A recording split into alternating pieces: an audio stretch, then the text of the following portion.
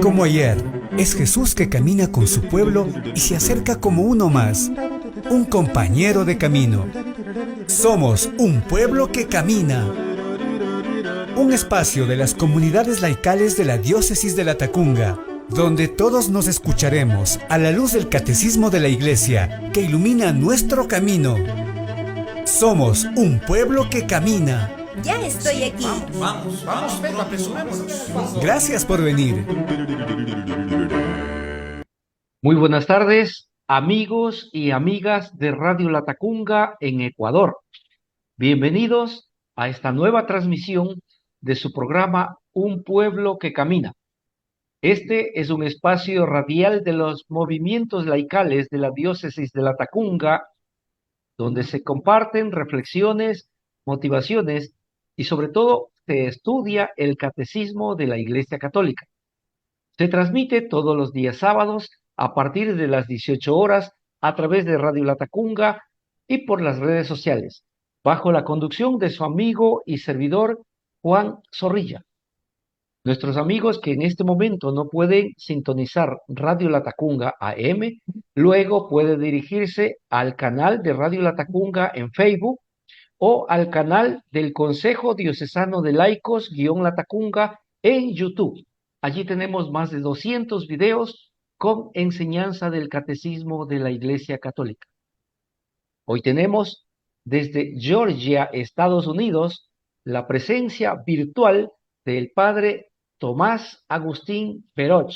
No sé si pronuncie bien el apellido. Muy Es bien. párroco de San José en la diócesis de Savannah, en Georgia, Estados Unidos, con quien vamos a tratar el tema el Espíritu Santo, el Espíritu y la Iglesia en los últimos tiempos. Concretamente,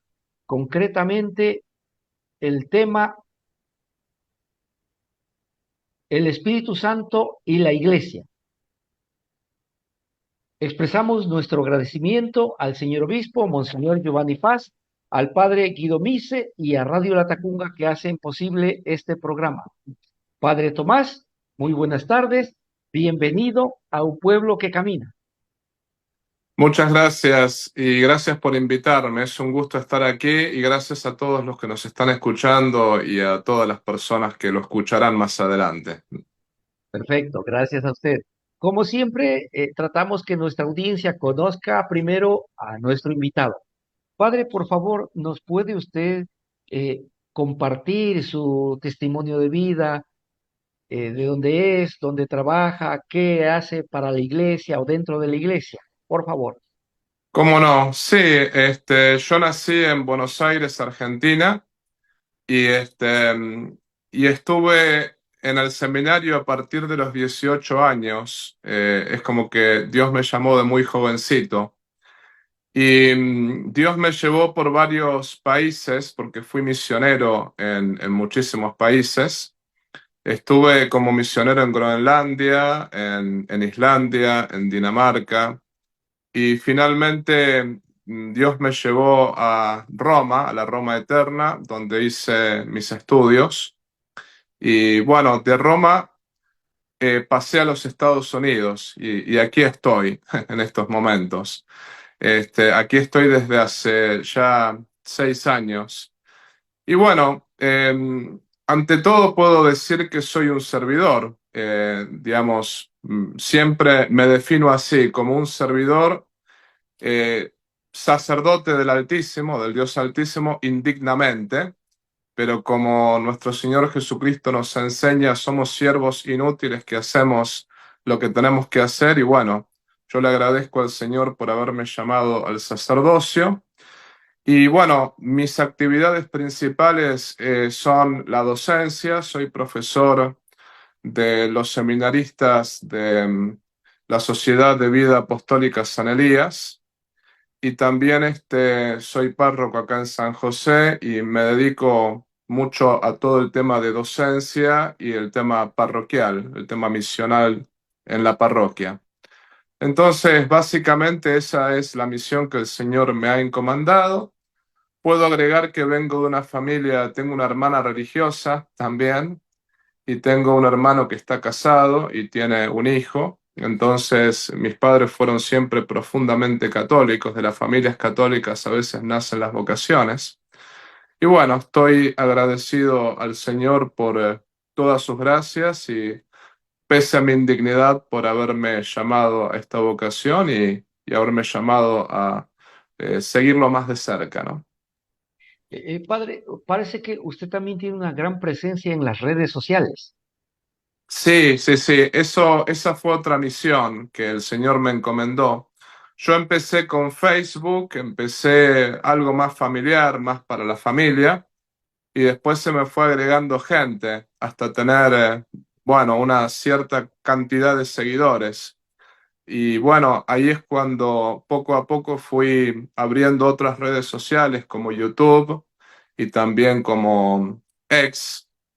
Y bueno, actualmente sí, tengo mis programas que son los lunes y los viernes, los tengo en YouTube, pero también los comparto por Facebook y los comparto por X. Y sobre todo, si bien mi especialidad es la filosofía, pero en esos programas hablo de todo un poco, hablo sobre todo de historia de la iglesia, pero tocamos temas políticos, tocamos temas, todo enfocado siempre de un punto de vista católico religioso. También he dado clases bíblicas, en fin, y la verdad que como todo ese apostolado fue creciendo, hoy en día es un apostolado que es seguido, porque bueno, YouTube ha crecido muchísimo, lo mismo Facebook. Entonces, parte de mis apostolados son las redes sociales. Es parte de la docencia. Por eso yo cuando decía docencia me refería a los seminaristas, pero también me refería a la parte de las redes sociales, porque bueno, ahí hay mucha gente que poco a poco va siguiendo y yo siempre les digo, mientras yo los guíe hacia Jesucristo, bueno, ahí pueden seguirme. Solamente sigan aquellos que los guían hacia Jesucristo, porque a él hay que seguir en primer lugar, ¿no? Pero sí, ese es un apostolado que tengo en las redes. Perfecto, muy bonito testimonio y un trabajo muy bueno, muy bueno. Bien, la iglesia hoy celebra la memoria de San Ambrosio, obispo de Milán y doctor de la iglesia, que descansó en el Señor el día 4 de abril, que en aquel año coincidía con la vigilia pascual, pero al que se venera en la fecha de hoy, en la que siendo aún catecúmeno, fue escogido para gobernar aquella célebre sede, mientras ejercía el oficio de prefecto de la ciudad.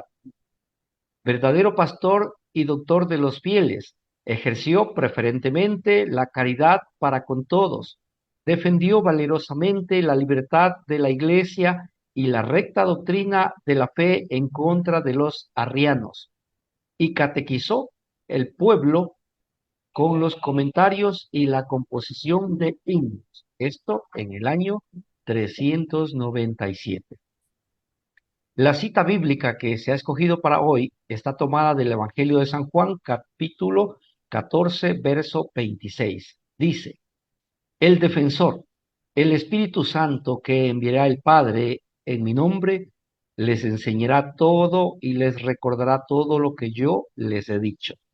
El tema de hoy, el Espíritu y la Iglesia en los últimos tiempos. Concretamente, el subtema, el Espíritu Santo y la Iglesia. Padre Tomás, por favor, nos ayuda con una breve introducción. Bueno, sí, podemos decir ante todo que la iglesia es obra del Espíritu Santo junto con las otras dos personas de la Santísima Trinidad, con el Padre y el Hijo. Pero ante todo podemos decir que el Espíritu Santo es el espíritu de amor, el amor entre el Padre y el Hijo. Y la iglesia, que es el cuerpo místico de Cristo, está inundada del amor del Espíritu Santo, del amor de Dios, porque todo brota de un acto de amor. Podríamos decir que todo brota de la cruz de nuestro Señor Jesucristo, que por amor se entregó a nosotros y se entregó por nosotros, murió y resucitó.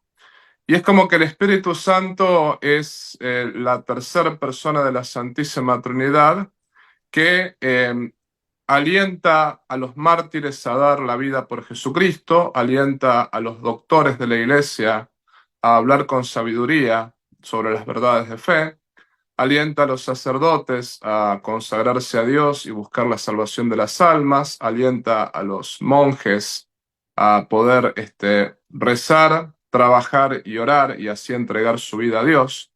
Podríamos decir que el Espíritu Santo es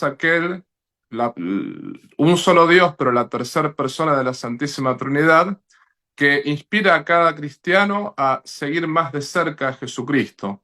Y es el primer misionero, o sea, sin Él nada podemos hacer. Podemos decir que Él es el que planta la semilla de la fe en cada ser humano y Él es el que la hace germinar y el que la hace crecer. Y bueno, justamente en cada obra misionera que uno realiza, uno tiene que pedir al Espíritu Santo para que Él pueda guiar esa obra a feliz término. Entonces, brevemente podríamos decir muchas más otras cosas, pero creo que esto resumiría un poco lo que el Espíritu Santo hace en la iglesia, ¿no? Perfecto, muchas gracias. Vamos a una pausa y retornamos en un instante. Mi nombre es Patricio M. y soy un enfermo alcohólico. A la edad de 21 años llegué a mi casa bajo los efectos del alcohol luego de una tarde de bebetoria con mis amigos. Producto de eso, mi hijo, en su inocencia, salió a esconderse. En un accidente, cae en un tanque de agua y muere ahogado en el mismo. Marcó mi vida, sufrí por 20 años producto de ese alcoholismo. Tú no lo hagas, no mates a lo que dices más querer.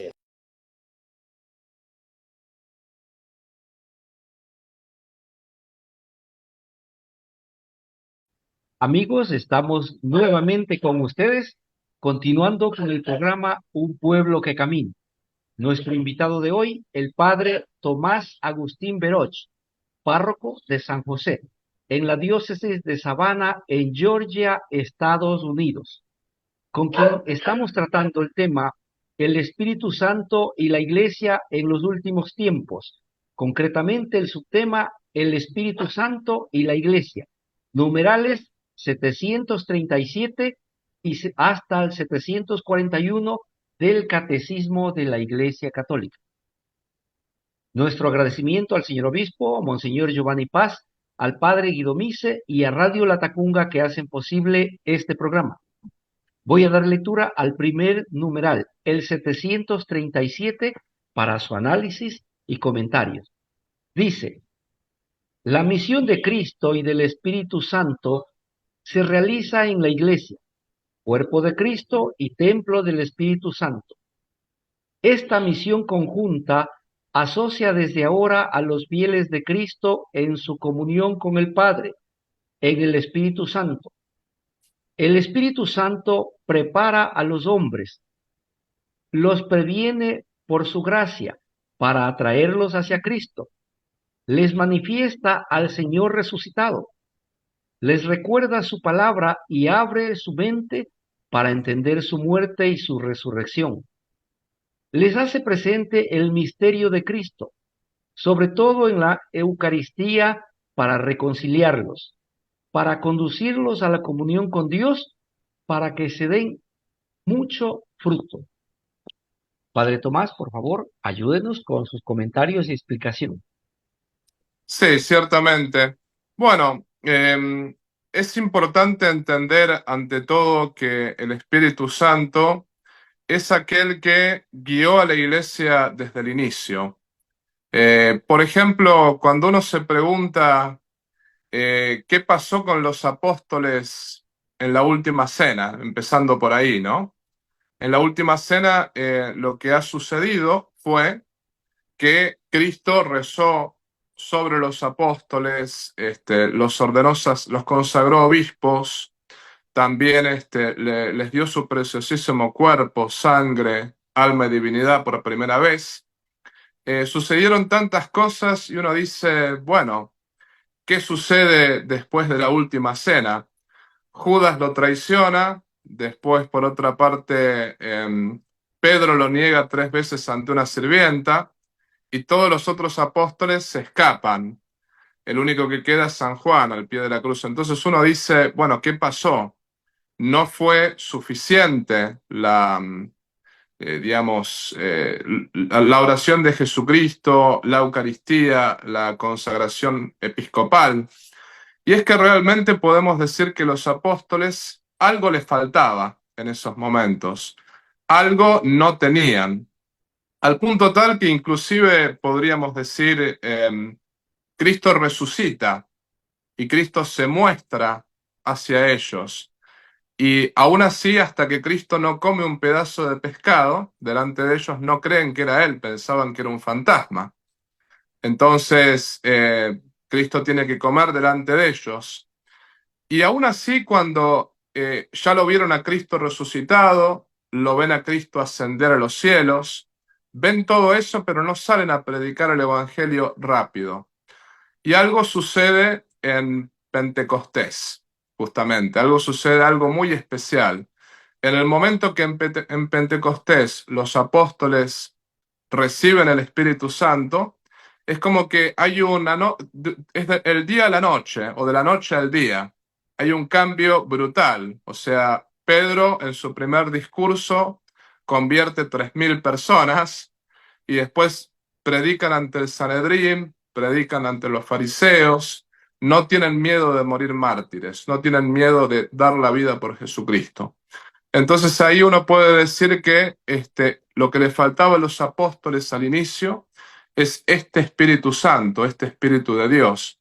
Era por eso que por ahí, en su momento, después de la última cena, cometieron todos los errores que cometieron, o por ahí no tuvieron la valentía de acompañar al Señor hasta la cruz. Pero una vez, cuando reciben el Espíritu Santo, es ahí cuando el Espíritu Santo les da la valentía, y no solamente la valentía, les da inclusive la gracia, la fuerza para poder ser misioneros y poder inclusive dar la vida por Jesucristo, al punto tal que, salvo San Juan, todos los apóstoles murieron mártires, y San Juan tuvo el mérito del martirio, aunque no murió mártir porque no murió luego de las torturas y luego del aceite hirviendo donde lo tiraron, ¿no? Entonces, dicho todo esto, ahí se puede ver que el Espíritu Santo desde el inicio está presente en la iglesia, desde que el colegio apostólico se reúne en el cenáculo junto con la Virgen María, junto con las santas mujeres. El Espíritu Santo es como que ahí desde el inicio de la iglesia, desde que la iglesia empieza su labor misionera, es que el Espíritu Santo da el primer puntapié, ese espíritu de amor que ayuda a cada uno de los apóstoles a ser valientes y a ser misioneros. Perfecto, perfecto. Nos sobra tiempo y vamos a tomar el siguiente numeral. El 738 dice, así, la misión de la Iglesia no se añade a la de Cristo y del Espíritu Santo, sino que es un sacramento. Con todo su ser y en todos sus miembros, ha sido enviada para anunciar y dar testimonio, para actualizar y extender el misterio de la comunión de la Santísima Trinidad. Esto será el objeto del próximo artículo. Luego hay un texto de San Cirilo de Alejandría. No sé si lo leo en este momento, padre, o lo leo después. Lo puede leer en este momento, no hay problema. Listo. Dice, todos nosotros que hemos recibido el mismo y único Espíritu, a saber, el Espíritu Santo, nos hemos fundido entre nosotros y con Dios, ya que por mucho que nosotros seamos numerosos separadamente, y que Cristo haga que el Espíritu del Padre y suyo habite en cada uno de nosotros, este Espíritu único e indivisible lleva por sí mismo a la unión a aquellos que son distintos entre sí, y hace que todos aparezcan como una sola cosa en él. Y de la misma manera que el poder de la santa humanidad de Cristo hace que todos aquellos en los que ellas se encuentren, en las que ellas se encuentran, forma un solo cuerpo. Pienso que también de la misma manera el Espíritu de Dios, que habita en todos, único e indivisible, los lleva a todos a la unidad espiritual. Padre, por favor, nos ayuda con sus comentarios y explicación. Sí, el Espíritu Santo es el espíritu de unidad. Justamente lo que Cristo pedía en su oración ahí en el cenáculo es que los apóstoles sean uno, como el Padre y Él son uno. Es el espíritu de unidad y el espíritu que hace que la iglesia sea una, que sea santa y que sea católica. Justamente recién hablábamos un poco de cómo el Espíritu Santo actuó en el colegio apostólico, o sea, en el primer puntapié que fue la iglesia misionera. También el Espíritu Santo fue aquel que logró que el Imperio Romano, este imperio poderosísimo, se convirtiese al catolicismo. Porque acá hay un salto muy grande entre lo que hicieron los apóstoles, 12 pescadores, 12 hombres sin instrucción, y después el hecho de que todo un imperio haya recibido la fe católica luego de haberla perseguido por tanto tiempo. Pensemos un poquito en ese fenómeno. El Imperio Romano, poderosísimo, con sus emperadores, con sus ejércitos, con sus extensiones, con la filosofía griega, se pliega ante el Evangelio y se pliega ante el Evangelio predicado por 12 pescadores, que está bien, pasaron 3 siglos, pero es como que empezaron los apóstoles la predicación y después de 3 siglos este imperio termina siendo el imperio que se convierte al catolicismo. Bueno, ahí uno puede ver la acción del Espíritu Santo como espíritu de unidad, porque justamente en el plan de Dios, todas las conquistas que el imperio había hecho de todo el mundo conocido, era para esparcir la fe en todo el mundo conocido. Y fue gracias al Espíritu Santo que el imperio romano se pliega ante el Evangelio. Y podemos decir que fue el Espíritu Santo también quien logró que los mártires sean mártires. Por dar un ejemplo, había mártires como Santa Cecilia, como Santa Lucía, como San Tarcisio, que era un niño de 11 años. Y uno dice, bueno, ¿dónde sacaban la fortaleza los mártires para poder realmente derramar su sangre por Jesucristo? La sacaban solamente de ese espíritu de amor, del espíritu de unidad, que los hacía derramar esta sangre por el Señor, ¿no? Lo mismo podemos hablar de lo que decían los romanos en tiempo de las persecuciones y por eso los romanos muchos se convertían al catolicismo, se convertían a Jesucristo. Lo que sucedía muchas veces es que los cristianos perdonaban a sus enemigos, pedían perdón cuando se equivocaban. Era como que tenían una actitud de misericordia, de amor, inclusive hacia las personas que los perseguían. Entonces muchos romanos decían, miren la unidad de los cristianos, miren cómo se aman los cristianos y cómo están unidos entre ellos. Entonces ahí uno puede ver que el Espíritu Santo, el espíritu de unidad, era quien mantenía unidos a los cristianos en el amor, en la caridad, y eso llevaba a muchísimos romanos a la conversión. Entonces, como para, digamos, redondear la idea acá, podemos decir que el Espíritu Santo es la unidad, es el espíritu de unidad, y es todo lo contrario a lo que es Satanás, que es el que divide, es justamente el que separa a las personas y las separa por odios, por rencores, por litigios, por todo tipo de pecados que se cometen contra la caridad. Bueno, justamente cuando uno tiene el Espíritu Santo, tiene ese espíritu de amor, que es el espíritu de unidad. Y ese espíritu de unidad es el que mantiene también a la Iglesia en comunión con el Papa, en comunión con los obispos, en comunión con los sacerdotes.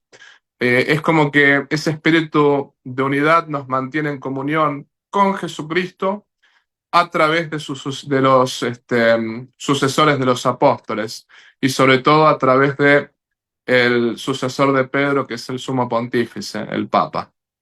Entonces, bueno, podemos decir que ese espíritu de unidad es lo que siempre tenemos que pedir en nuestras vidas, porque muchas veces nosotros pedimos muchas intenciones, pedimos es como que tenemos muchas peticiones para el Señor, pero nunca nos tenemos que olvidar de pedir el Espíritu Santo, que si bien lo recibimos cuando recibimos la confirmación o los sacerdotes cuando somos ordenados sacerdotes también lo recibimos, sin embargo hay que pedirlo día a día en cada una de nuestras actividades, porque ese es el Espíritu que nos mantiene uno con Jesucristo, nos mantiene unidos a Jesucristo, y es el Espíritu también del amor que nos mantiene unidos en la caridad, ¿no?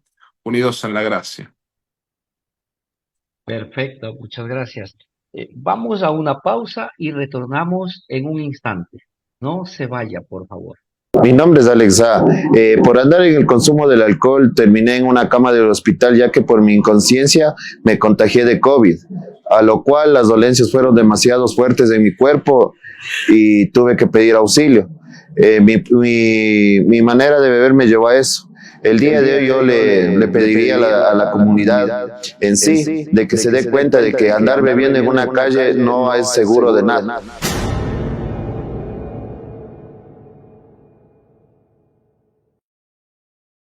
Amigos y amigas, estamos de vuelta con su programa diocesano Un Pueblo que Camina. El invitado de hoy, el padre Tomás Agustín Veroch, párroco de San José, en la diócesis de Savannah, en Georgia, Estados Unidos, con quien estamos analizando el tema el Espíritu Santo, el Espíritu y la Iglesia en los últimos tiempos. Concretamente, el subtema, el Espíritu Santo y la Iglesia, numerales desde el 737 hasta el 741 del Catecismo de la Iglesia Católica. Nuestro agradecimiento al señor obispo, Monseñor Giovanni Paz, al padre Guido Mise y a Radio La Tacunga que hacen posible este programa. Nuestros amigos que en este momento no pueden sintonizar Radio La Tacunga AM, luego puede dirigirse al canal de Radio La Tacunga en Facebook o al canal del Consejo Diocesano de Laicos-La Tacunga en YouTube. Allí tenemos más de 200 videos con enseñanza del Catecismo de la Iglesia. El siguiente numeral es el 739. Dice: puesto que el Espíritu Santo es la unción de Cristo, es Cristo cabeza del cuerpo, quien lo distribuye entre sus miembros para alimentarlos, sanarlos, organizarlos en sus funciones mutuas, vivificarlos, enviarlos a dar testimonio, asociarlos a su ofrenda al Padre y a su intercesión por el mundo entero. Por medio de los sacramentos de la Iglesia, Cristo comunica su Espíritu Santo y Santificador a los miembros de su cuerpo. Esto será el objeto de la segunda parte del catecismo. Padre, por favor, ayúdenos. Sí. Acá podemos decir que nuestro Señor Jesucristo, cuando Él ascendió a los cielos, que prometió mandar al Espíritu Santo, también dejó los sacramentos. Podemos decir que en los sacramentos siempre de alguna manera recibimos el Espíritu Santo, aunque se recibe propiamente en la confirmación de manera plena, pero sin embargo, cuando nosotros, por ejemplo, somos bautizados, que Cristo lava nuestros pecados, sobre todo el pecado original, los pecados personales, también nos convierte en hijos de Dios, en sus hermanos menores. Podemos decir que en esa situación el Espíritu Santo también está presente, tanto el Padre está presente porque justamente empezamos a ser sus hijos. El Hijo está presente porque empezamos, si bien Cristo como Dios es nuestro Padre, pero Cristo como hombre es nuestro hermano mayor, podríamos decirlo así. Está presente el Hijo.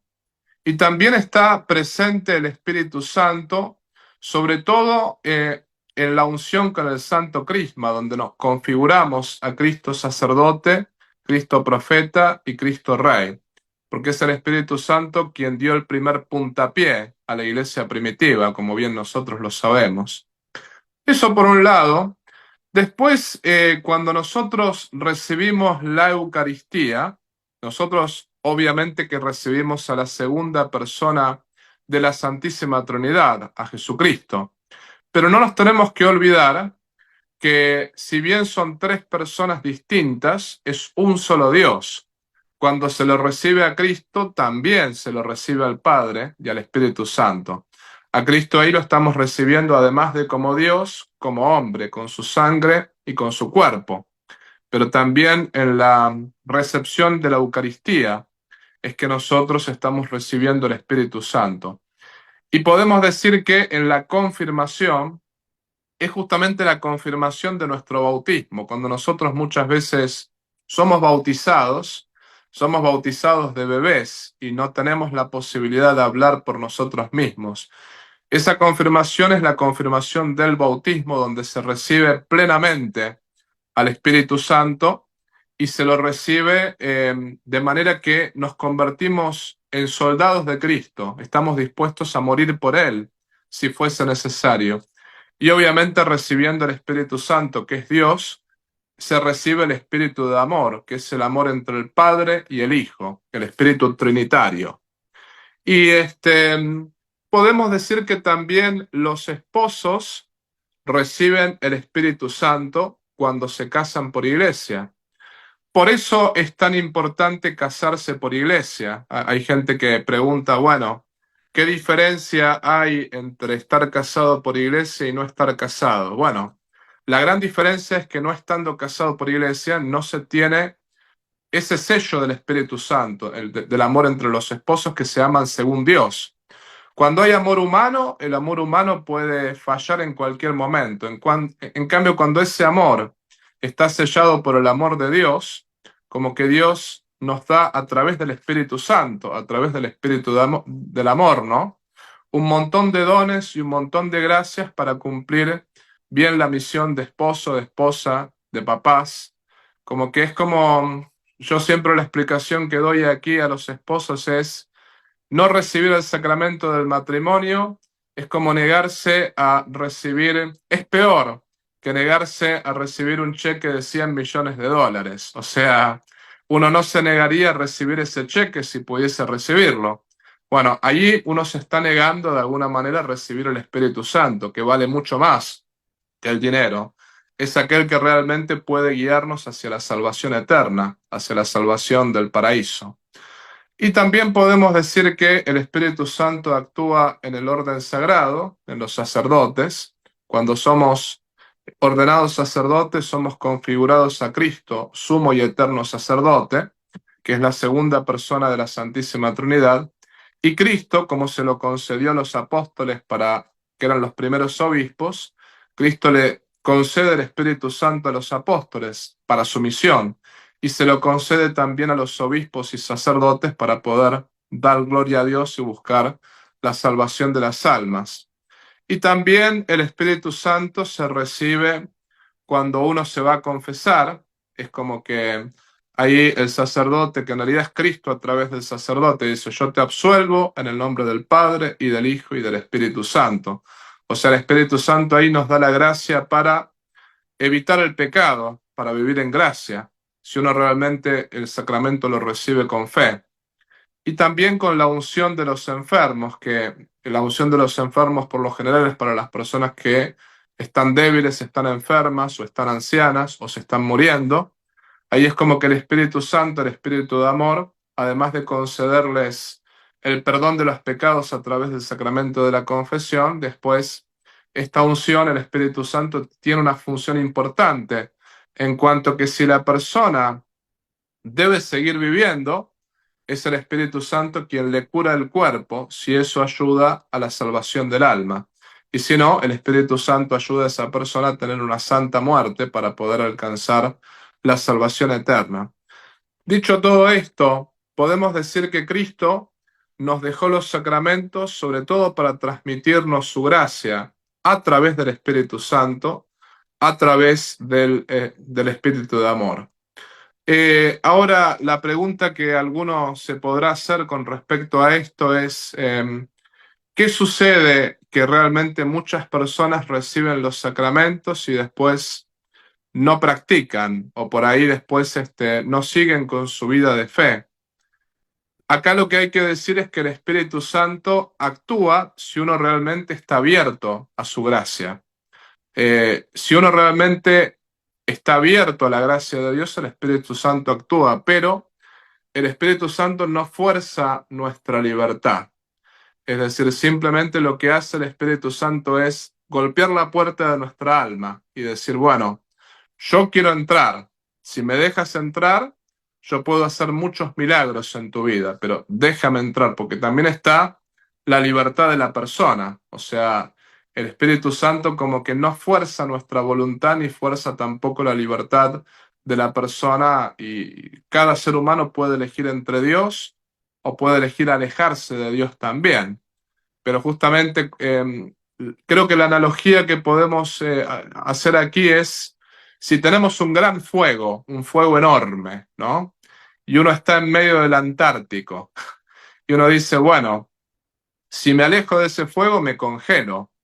Yo realmente puedo elegir alejarme de ese fuego y congelarme. Pero si me acerco, tengo calor. Es como que el fuego del Espíritu Santo en los sacramentos está. El tema está que cada uno de nosotros tiene que saber utilizarlo, ese fuego, tiene que saber acercarse. Por ejemplo, la persona que recibe la Eucaristía pero después no va a misa el domingo. Bueno, es más o menos como, me refiero, recibimos la primera comunión por primera vez, ¿no? Y después no seguimos yendo a misa el domingo. Bueno, ahí estamos alejándonos de ese fuego. O la persona que se confiesa por primera vez y después no se confiesa regularmente. Me estoy alejando de ese fuego. Y es por eso que me congelo. Entonces, lo que hay que decir acá es, los sacramentos que me dan la gracia son como ese fuego enorme. Y yo estoy en medio del Antártico. El Antártico representa el pecado, representa por ahí las tinieblas, Satanás. Bueno, ahí tenemos que saber acercarnos a ese calor del fuego del Espíritu Santo para recibir la gracia y para mantenernos en gracia. Y también tenemos que llamar a otros a hacer lo mismo. Pero los sacramentos de por sí nos dan el Espíritu Santo para poder ser fieles a Dios y para poder salvar nuestras almas y ayudar a otros a salvarse. No es que los sacramentos son ineficaces. Quizás los que somos ineficaces somos los hombres que los recibimos. Es como decía nuestro Señor Jesucristo en esa parábola, ¿no? Que decía, bueno, se siembra en tierra fértil o se siembra en tierra pedregosa, en tierra con espinas, en tierra...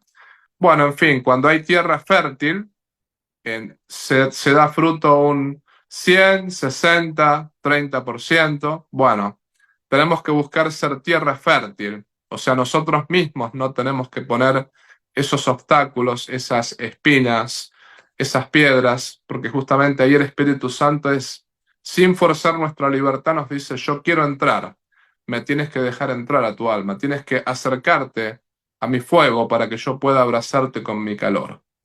Y dicho todo esto, podemos también agregar que acá hay que evitar también otro error. Aquellos que dicen, bueno, yo recibo la comunión, yo me voy a confesar, yo, digamos, es como que recibo los sacramentos, estoy lleno del Espíritu Santo, por lo tanto, en ese sentido ya estoy en la santidad, ya soy un santo. No, no, no, no, porque ahí hay un problema. El fuego se puede apagar con agua también, con agua que brota de nosotros mismos, y es el agua de la soberbia. El Espíritu Santo solamente puede ser recibido en espíritus humildes, o sea, en espíritus que no se crean superiores a los demás. Porque en realidad, como dice la Escritura, Dios resiste al soberbio y enaltece al humilde. Una gran señal de que uno tiene el Espíritu Santo es que uno tiene humildad, porque cuando falta la humildad, ahí no está el Espíritu Santo, ¿no? Ahí está el demonio, todo lo contrario. Creo que hay hay un pasaje de la Escritura donde el profeta Elías habla de Dios, que pensaba que Dios estaba en el fuego, que pensaba que Dios estaba en el terremoto, que pensaba que Dios estaba en todas esas cosas que eran así bulliciosas y ruidosas. Y no, resulta que Dios estaba en una brisa muy suave, que apenas acariciaba el rostro. Bueno, es así como Dios quiere que nosotros seamos. Es esa la humildad que Dios quiere que nosotros tengamos para poder, que seamos como brisa, ¿no? Para poder recibir el Espíritu Santo y para que el agua de la soberbia no apague el amor de Dios en nosotros, porque Dios siempre respeta nuestra libertad y siempre entra en nosotros si lo dejamos entrar. Entonces creo que esto podría ser un poco la explicación de esta parte digamos, del catecismo. Perfecto, padre. Muchísimas gracias. Vamos a una pausa y retornamos en un instante. Mi nombre es Silvia V, soy una enferma alcohólica y drogadicta en proceso de rehabilitación. A mis 18 años, al salir de una fiesta con unos amigos, totalmente inconsciente y llevada bajo los efectos del alcohol y las drogas, 5 personas abusaron sexualmente de mí. Me golpearon hasta más no poder y me fueron a dejar en la casa en un estado de bulto, con el cuerpo totalmente destrozado. Al levantarme y darme cuenta de lo que había ocurrido, intenté suicidarme. Intenté también informar a las autoridades y obviamente nadie creía en mí. Te puedo decir que vivir la vida está en vivirla con libertad y no con libertinaje.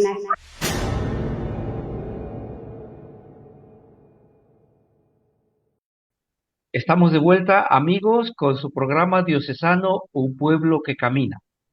Nuestro invitado de hoy nos acompaña el padre Tomás Agustín Veroch, párroco de San José, en la diócesis de Savannah, Georgia, Estados Unidos. El tema que estamos analizando es el Espíritu y la Iglesia en los últimos tiempos. Concretamente el subtema, el Espíritu Santo y la Iglesia, numerales desde el 737 hasta el 741, lógicamente del Catecismo de la Iglesia Católica. Nuestro agradecimiento al señor obispo, Monseñor Giovanni Paz, al padre Guido Mise y a Radio Latacunga que hacen posible este programa.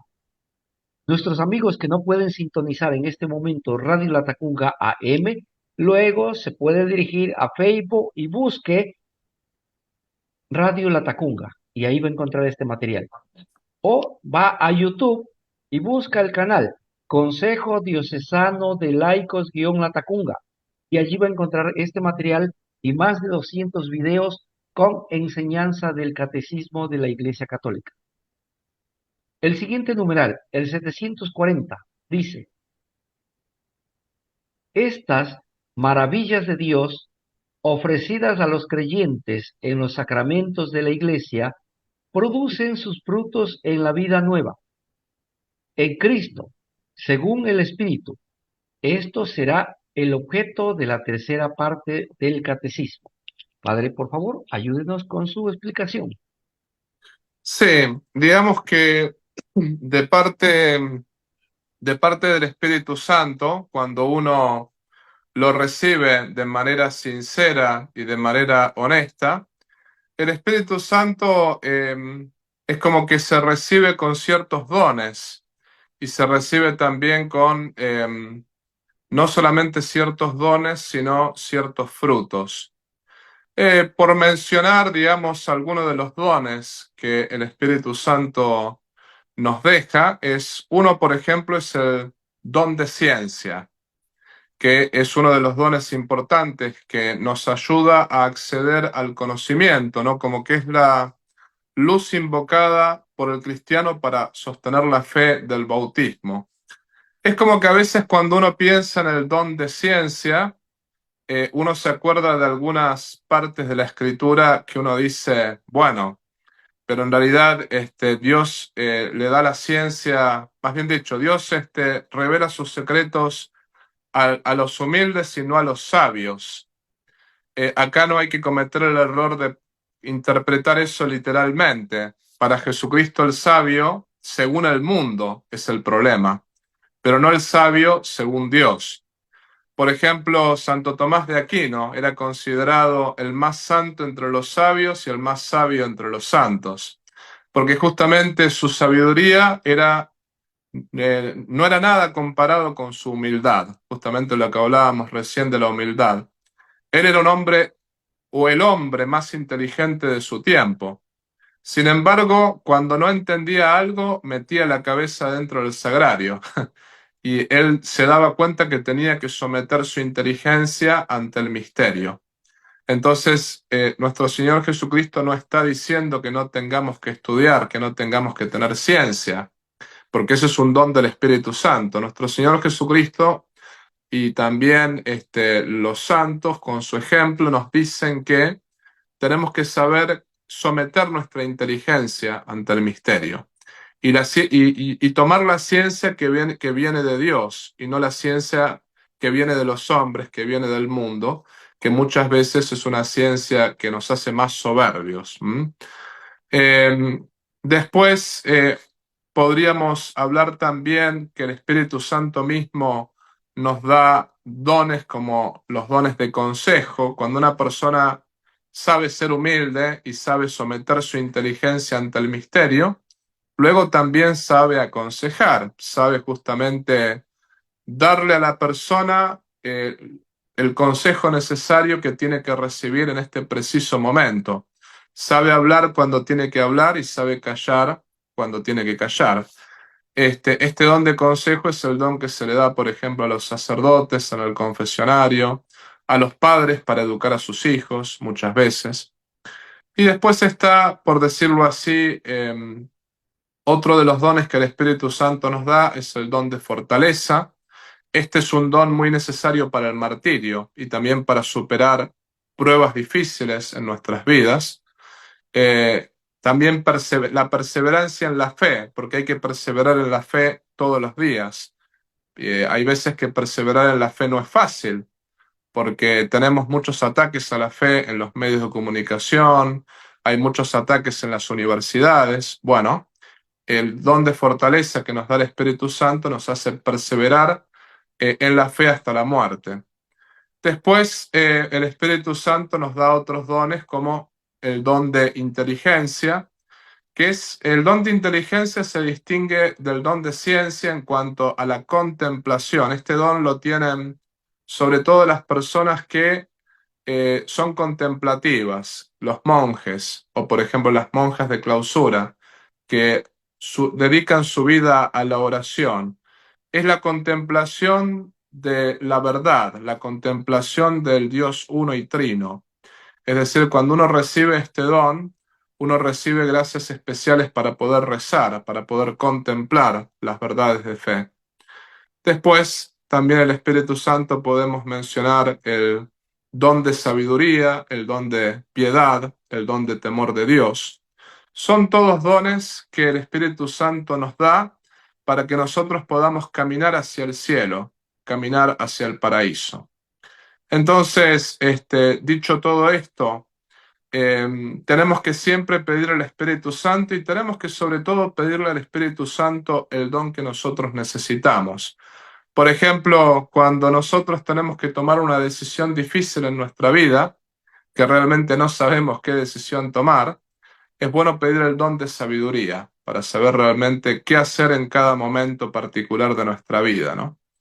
Y después, cuando estamos pasando por un momento de sufrimiento muy grande, podemos pedir el don de fortaleza. Y así cuando estamos, por ejemplo, con la necesidad de aconsejar a alguien, porque alguien va a venir a pedir nuestro consejo, bueno, el don de consejo. Pero hay que recordar que si el Espíritu Santo no bendice nuestras obras, es como que nuestras obras nunca van a salir bien. Es por eso que cada vez que hagamos algo, lo debemos poner en las manos del Espíritu Santo. Perfecto. El siguiente numeral, el 741, y es el último, dice: el Espíritu viene en ayuda de nuestra flaqueza, pues nosotros no sabemos pedir como conviene, mas el Espíritu mismo intercede por nosotros con gemidos inefables. El Espíritu Santo, artífice de las obras de Dios, es el maestro de la oración, Esto será el objeto de la cuarta parte del catecismo. Padre, por favor, su ayuda. También el Espíritu Santo nos ayuda a rezar. Esto es muy importante que uno lo tenga en cuenta. El Espíritu Santo nos ayuda a pedir como corresponde, porque nuestro Señor Jesucristo dice que tenemos que pedir y se nos va a dar. O sea, un padre humano que es un pecador, sabe darle cosas buenas a sus hijos, como comida, como techo. Dios no le va a negar el Espíritu Santo a aquellos que lo piden realmente con honestidad. Y después, San Agustín, sobre todo, hablaba de cómo tenemos que rezarle a Dios y pedirle al Espíritu Santo que nos ayude a rezar, que nos ayude a pedir lo que nos conviene. Y San Agustín, por ejemplo, ponía algunos ejemplos. Él decía, tenemos la oración del Padre Nuestro, sí, es la oración principal, que ahí está todo lo que tenemos que pedir. Pero después en nuestro diálogo con Dios, porque hay oraciones que son diálogos con Dios, como que uno debe siempre pedirle al Espíritu Santo, en primer lugar, de ser agradecido con Dios, porque muchas veces uno empieza la oración pidiendo algo, diciendo, bueno, Señor, necesito tal cosa, necesito tal otra. Y San Agustín lo que dice es, siempre tenemos que ser agradecidos. Al Espíritu Santo le tenemos que pedir la gracia de el ser agradecidos con el Señor, como que nuestra oración, cuando tenemos un diálogo con el Señor, tiene que empezar con el agradecimiento. Y él pone el ejemplo de un benefactor. Si una persona ya nos ayudó con una gran deuda, supongamos que tuvimos una deuda enorme y esta persona pagó la deuda por nosotros. No vamos a empezar nuestra conversación con esa persona diciéndole, bueno, a ver, necesito algo más. No, medio que con esa persona la conversación tiene que comenzar, gracias. Muchas gracias por haber pagado mi deuda. Y nuestro Señor Jesucristo pagó una deuda grandísima, que es la deuda del pecado, muriendo en la cruz y resucitando. Entonces, como que tenemos que empezar nuestras oraciones siempre con el agradecimiento. Después San Agustín dice, el segundo paso no es pedir por nosotros mismos, sino pedir por otros. Porque dice, si tú pides solamente por tú mismo, es como que solamente tú rezarás por tus intenciones. En cambio, si tú rezas por los demás, Dios se encargará que otros recen por tus necesidades. Pero básicamente San Agustín lo que está diciendo es, no tenemos que nosotros ponernos en primer lugar cuando nosotros rezamos, después de agradecer, ¿no? Como que al Espíritu Santo hay que pedirle esa gracia de la generosidad en la oración, de ser caritativos y pensar que hay gente que tiene más necesidad que nosotros. Por ejemplo, aquellos que necesitan conversión, aquellos que están alejados de Dios y necesitan realmente acercarse al Salvador del género humano, aquellos que sufren por ahí la guerra, aquellos que sufren el hambre. Bueno, es como que hay mucha gente que necesita mucho más que yo. A esos tengo que ponerlos en primer lugar. Y después dice San Agustín que al Espíritu Santo hay que pedirle la gracia de cuando pedimos para nosotros mismos, que pidamos lo que pedimos en el Padre Nuestro, que se haga tu voluntad. O sea, podemos pedir lo que queramos, pero siempre tenemos que terminar cada oración diciendo, esto es lo que yo te pido, Señor, pero que se haga tu voluntad, no la mía, que en definitiva es lo que Cristo dijo en el huerto de los olivos, ¿no? Si es posible, que aparta de mí este cáliz, si es posible. Sin embargo, que no se haga mi voluntad, sino la tuya. En el Padre Nuestro nosotros siempre decimos, hágase tu voluntad, así en la tierra como en el cielo. Lo mismo en cada una de nuestras oraciones. Cuando le pedimos algo al Señor, siempre hay que decir, si es tu voluntad, Señor, que se haga tu voluntad en primer lugar. Porque si Dios no nos da lo que nosotros queremos, no nos va a dejar con las manos vacías. Dios nos dará algo mejor, nos dará lo que nosotros necesitamos para nuestra salvación eterna. Como que nuestras oraciones no quedan en la nada, sino que Dios dice, bueno, esto que me estás pidiendo quizá no te lo doy, pero te voy a dar algo mejor, te voy a dar lo que necesitas para tu salvación eterna. Entonces, siempre al Espíritu Santo, cuando lo tenemos con nosotros, cuando lo tenemos en nuestra alma, Él nos enseña cómo rezar, nos enseña qué pedir. Y es por eso que es el espíritu de amor, el espíritu de unidad, y también es el espíritu de oración, aquel que nos une a Él mismo, que es Dios, ¿no? Pero también nos une con la Trinidad y nos une con los otros hermanos, porque a través de la oración nos unimos ante todo con Dios, pero también nos unimos con los hermanos al rezar por ellos. Es como que toda la iglesia está unida a su cabeza y los miembros están unidos entre ellos. Así que creo que esta es una de las explicaciones de esta parte del catecismo. Perfecto, padre, muy bien, muchas gracias. Se me ocurrieron dos preguntitas para ver si las podemos contestar en el menor tiempo posible. Antes, en el Antiguo Testamento, digamos, nadie accedía al Espíritu Santo. Digamos que en el Antiguo Testamento los judíos tenían la ley, pero no tenían la gracia, porque para poder tener la gracia necesitaban la venida de Jesucristo. Y eso el Señor lo hizo a propósito, justamente que el hombre se diese cuenta, que el hombre quedase en sus propias manos y que quedase con sus propias fuerzas, para darse cuenta que necesitaba de la gracia de Jesucristo y que también necesitaba del Espíritu Santo. Esto como una explicación general. Ahora, Dios siempre fue el mismo, uno y trino. El Espíritu Santo de alguna manera siempre estuvo presente en la humanidad. No podemos decir que el Espíritu Santo abandonó a la humanidad totalmente. Sin embargo, como que no estaba con la fuerza que estuvo en la venida de Jesucristo. Porque un poco que Dios eso lo hizo a propósito para que los hombres entendieran que con sus propias fuerzas no podían ser fieles a Él.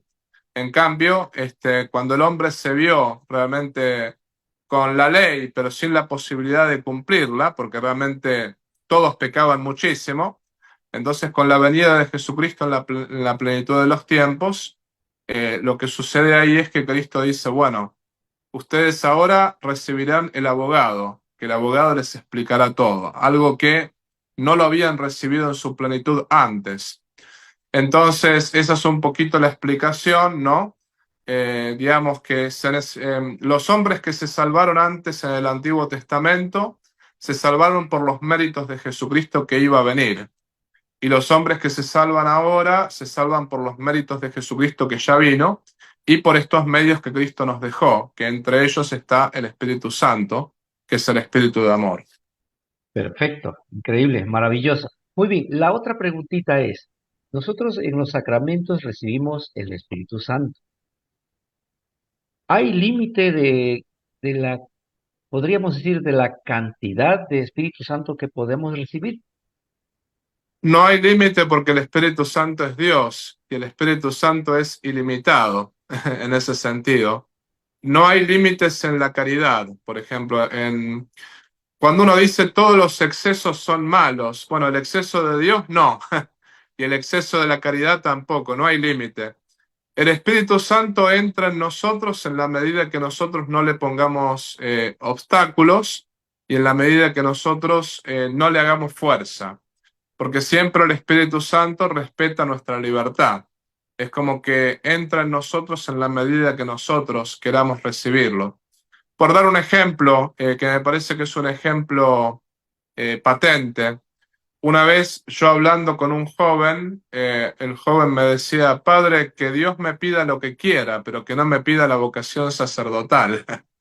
Entonces yo le dije, bueno, así Dios nunca te va a mostrar su voluntad, no te la va a mostrar nunca. Primero, la vocación sacerdotal es hermosísima, porque solamente el sacerdote puede confesar, puede consagrar la Eucaristía. Tú no te das cuenta lo hermosa que es la vocación y realmente dice el mismo Don Bosco que si los jóvenes se dieran cuenta lo que es el sacerdocio, se llenarían los seminarios realmente. Es porque no lo podemos ver. Sin embargo, más allá de esto, uno tiene que estar dispuesto a hacer la voluntad de Dios, aun cuando no me guste, aun cuando la voluntad de Dios yo no la entienda. Entonces, si uno de entrada a Dios le pone límites, le dice, bueno, pídeme lo que quieras menos esto. Ahí Dios probablemente no nos muestre nunca su voluntad. ¿Por qué? Porque ya le estamos poniendo límites. Bueno, un poquito así actúa el Espíritu Santo. El Espíritu Santo nos dice, yo no quiero contratos firmados, no quiero que agarrar y decir, bueno, entro hasta este punto o entro hasta este otro punto. No, quiero que me dejes entrar todo lo que yo quiera y que te entregues a mí todo lo que yo quiera. Entonces, si uno realmente sabe entregarse a la voluntad de Dios y sabe dejar entrar al Espíritu Santo en nuestra alma, bueno, el Espíritu Santo hará lo que quiera con nosotros, porque seremos instrumentos en sus manos. En cambio, cuando le ponemos límites, sobre todo cuando no estamos dispuestos a hacer la voluntad de Dios en algunos aspectos, digamos que ahí muy probablemente Dios no nos muestra su voluntad, ¿no? Otro ejemplo, y con esto concluyo, lo que quiero decir es, por ejemplo, los esposos cuando se casan, ¿no? Cuando realmente, los esposos uno dice, no estamos dispuestos a ser generosos con la vida, que acá no estamos diciendo que tengan que tener 20 hijos, ¿no? Pero bueno, uno tiene que tener tantos hijos como Dios se lo pida. Si Dios quiere mandar un hijo, hay que recibirlo. Cuando uno ya de entrada Dios le está diciendo, bueno, en fin, queremos tanto y no queremos que nos mandes más. Ahí Dios puede decir, bueno, a ver, ¿vas a hacer mi voluntad o vas a hacer la tuya? Entonces es una de las cosas que uno tiene que ponerse a pensar. Uno está pidiendo el Espíritu Santo, pero uno está abriendo el alma al amor de Dios y a la voluntad de Dios, porque el alma hay que abrirla completa. O sea, a Dios hay que darle la llave para que Él entre cuando quiera, como quiera y en el modo que Él quiera. Entonces, hasta que no hacemos ese abandono total de todo nuestro ser a la voluntad de Dios, es como que hasta ese momento el Espíritu Santo no entra como debería entrar, ¿no? En cambio, cuando uno tiene abandono total a la voluntad de Dios y le da a Dios la llave del alma para que Él entre cuando quiera, ahí es cuando Dios realmente hace su trabajo y ahí no hay límites, porque Dios nos lleva por el camino que Él quiere y sus caminos son infinitos y sus caminos son grandiosos, ¿no? O sea, yo creo que si realmente entendiésemos lo que es aceptar la voluntad de Dios en nuestras vidas, no tendríamos ningún tipo de sufrimiento. Probablemente tendríamos cruces, tendríamos que sufrir por ahí la injuria de otros, las enfermedades, las cruces que tengamos que cargar. Pero esas cruces, como decía Santa Teresa, serían motivos de alegría para nosotros también, porque sabríamos que así estamos cumpliendo la voluntad de Dios, ¿no? Entonces, bueno, básicamente no hay límites en la recepción del Espíritu Santo mientras nosotros no le pongamos límites y mientras nosotros nos entreguemos siempre a la voluntad de Dios 100%, ¿no? Perfecto, muchas gracias por la explicación. Amigos, estamos en la parte final de su programa diocesano Un Pueblo que Camina. Nuestro saludo especial para toda la parroquia San José, allá en la diócesis de Savannah, en Georgia, Estados Unidos. Un saludo especial también para todos los laicos organizados en diferentes movimientos, para sacerdotes, religiosos y religiosas, y para todas las personas involucradas en los diferentes servicios de la Iglesia. Padre Tomás, muy agradecido con usted por haber aceptado esta invitación para conversar este importantísimo tema del catecismo. Queremos un mensaje pequeñito, un mensaje final pequeñito y su bendición para retirarnos. ¿Cómo no? ¿Cómo no? Simplemente el mensaje final es el mensaje que dejaba Juan Pablo II a la humanidad cuando él asumió como papa. No tengamos miedo. Abrámosle de par en par la puerta a Cristo Jesús, la puerta de nuestro corazón, y también abrámosela al Espíritu Santo y que Él haga lo que quiera con nosotros. Y si realmente le abrimos la puerta al Espíritu Santo, no solamente que hará milagros en nuestras vidas, sino que hará milagros en la vida de nuestra familia y hará milagros grandiosos que nosotros ni siquiera nos podemos imaginar. Así que no tengan miedo, no tengamos miedo, que Cristo sea el reino, que Cristo reine en nuestras vidas y que Cristo sea todo en todos. Y ahora doy la bendición. En el nombre del Padre, y del Hijo, y del Espíritu Santo. Amén. Te damos gracias, Señor, por todos los beneficios recibidos de tus manos, generosas y providentes. El Señor esté con ustedes. Y con tu espíritu. Os bendiga Dios Todopoderoso, que es Padre, Hijo y Espíritu Santo. Muchísimas gracias, amigos y amigas. Esta fue una transmisión más de su programa diocesano, Un Pueblo que Camina. Nos volveremos a ver la próxima semana con un nuevo tema y un nuevo invitado. Hasta la próxima. Gracias, Padre Tomás. Gracias a ustedes. Dios los bendiga. Hoy como ayer, es Jesús que camina con su pueblo y se acerca como uno más, un compañero de camino. Somos un pueblo que camina. Un espacio de las comunidades laicales de la Diócesis de Latacunga, donde todos nos escucharemos a la luz del Catecismo de la Iglesia que ilumina nuestro camino. Somos un pueblo que camina. Ya estoy aquí. Vamos, venga, apresurémonos. Gracias por venir.